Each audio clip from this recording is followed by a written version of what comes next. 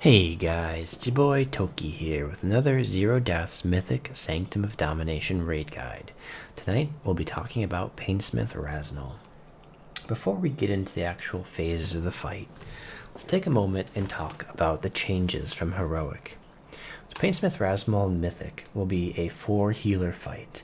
There's very tight damage checks in Mythic, and so at this point in time, it's untenable to go over 4 healers. So other important changes for the fight, this is an extremely hard fight. It's one of the hardest fights in Mythic, if not the hardest fight in the Mythic raid, so expect a lot of wipes. Put on your tryhard hats and get ready for 100 to 200 pulls on this boss. Every guild goes through it, so don't let it get to you. Other changes. Positioning is incredibly important, and you'll notice that this is a recurring theme in this guide. First of all, people who get Shadow Steel chains. They now shoot spikes out when the Shadow Steel weapon hits the tank, and so positioning for the chains is very important. For the most part, they'll be standing on the 3 markers that you see in the middle of the screen. Next, traps. If 2 of them explode before the debuff expires, the raid wipes, and so positioning of the traps is also very important so that we have enough time to break them before the spikes get to them. Third, balls. We're using the Echo strat, so we're always going to kill the ball on the edge of the platform. Again, positioning here, tank positioning is very important for the boss, so that the melee can cleave onto the balls. It's also very important to keep the raid safe. The raid will always want to stay in melee of the boss, because there are certain phases, most notably phase 3, where if you stray too far from melee, you will die because of the real estate of the actual platform. Fourth, tank smashes. Now, balls will be coming out earlier and earlier as the fight progresses, so where is a safe place to stand for the tank when they get attacked with the weapon? In phase 1, it's 1 tile diagonally from the edge. In phase 2, it's 2 tiles diagonally from the edge. In phase 3, the tanks will need to call for a bop and walk through the balls, or use a tank movement ability that allows them to go around the balls. For example, a Demon Hunter can jump off the edge, fly around the balls, and land behind them. The final option is a tank can pop a potion of unhindered passing, which makes them immune to CC, pop tank cooldowns so they can survive the hit, and just walk through the ball themselves. You'll take a lot of damage, but you should be able to live, and you won't be stunned as long as you pop that potion. Another thing to consider on this weapon throw is the damage is extremely high. The people who have chains that are in the middle of the area, outside of the main raid group, are going to take extra damage because they're closer to the tank, and they'll be outside of the AoE healing of the healers. So it's very important, especially in phases 2 and phase 3, to save cooldowns for when the tank weapon smash hits. In phase 3, if you have an immunity, I would highly recommend you pop it if you are one of the chains players. Okay, we'll get into the intermission things when we get there, but let's pause on that for now and see what phases 1 and phases 2 look like. As we discussed before, we'll be tanking the boss in a corner. Tank weapons always go to the opposite corner in phase 1 and phase 2. Players that get Shadow Steel chains will go to the middle on their marker. So whoever is marked with star will go to the star marker. Whoever is marked with circle will go to the circle marker. And the same with diamond. The Warlock gate on the screen is used for the intermission. It can effectively be ignored, but do be aware it will be on the ground. Now, why is it so important that we have the Shadow Steel chains go to their positions? This is what it looks like when the weapons hit in phase 1. Just like in Heroic, there'll be 3 lines of spikes on the outer walls from the tank. Unlike Heroic, there'll also be a north, south, east, and west line of spike from each player with Shadow Steel chains. That's why it's important to stagger them in a diagonal, as well as in the middle of the room, so that there's a safe place for the raid to stand. Furthermore, that's also why we ask the ranged players to stand in melee of the raid, so that they don't get hit by these spikes accidentally. Another thing of note, this, let me put a skull here. This square right here is the ideal square to stand as a raid member. Why is that? Well, on the first weapon impact, balls will spawn. They can spawn in two places of note, either near you or away from you. If they spawn near you, you obviously don't want to be on the edge of the platform because that'll require a very quick movement, otherwise you'll die. So again, ideally, you want to be 3 squares diagonal from the side of the room. Okay? Now, speaking of balls, this fight is very prescriptive and it follows a very particular pattern. The first weapon throw of this fight will have Shadow Steel chains, and it will spawn balls. There's 2 places of note that the balls will spawn. One is near you, and it doesn't matter if it's down moving up or left moving right, your tactics will be the same. And so in this case, the tank will move the boss on top of whatever ball is on the outside. So in this case, this ball here. And then the raid will cleave that ball down as everything moves north until the ball dies, at which point the raid will then go through the open area and behind the balls. And that pattern is the exact same if they spawn in the left and move to the right. Now, if the balls spawn away from you, for example, they spawn over here, right? And if they're top moving down, after the tank gets hit, this tank will bring the raid up to these balls at the top, and we will kill the outer ball. And the same goes if these balls were on the right, moving left. The tank will get hit, and we'll pull the boss to the balls, kill the outer ball, and move around. Shadow Steel chains, you will want to move around after the raid passes the balls.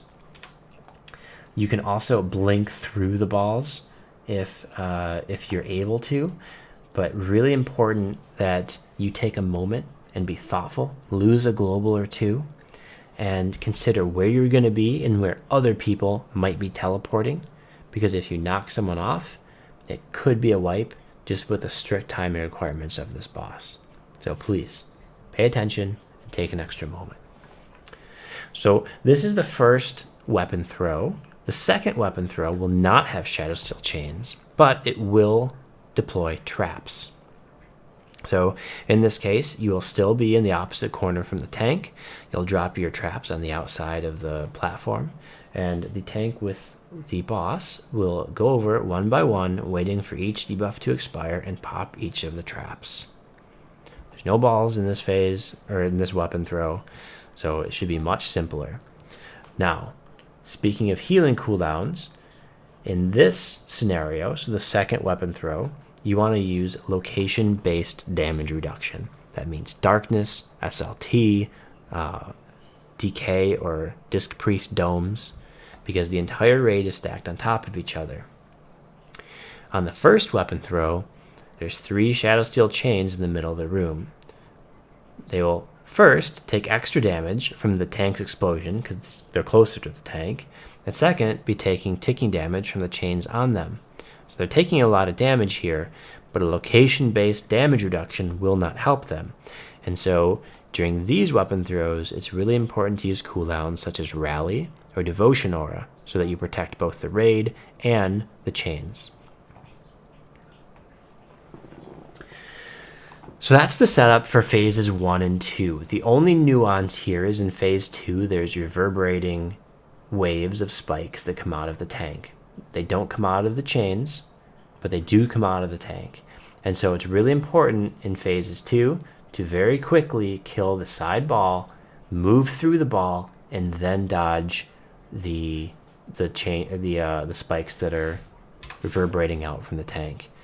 If you don't kill the ball fast enough, you'll get pinched and you won't be able to go through the hole and dodge the spikes at the same time. So it's critical that everyone switches to the outer ball and cleaves back to the boss and doesn't stay on the boss cleaving to the ball. It's very, very important in phase 2. In phase 3, things look a little bit different.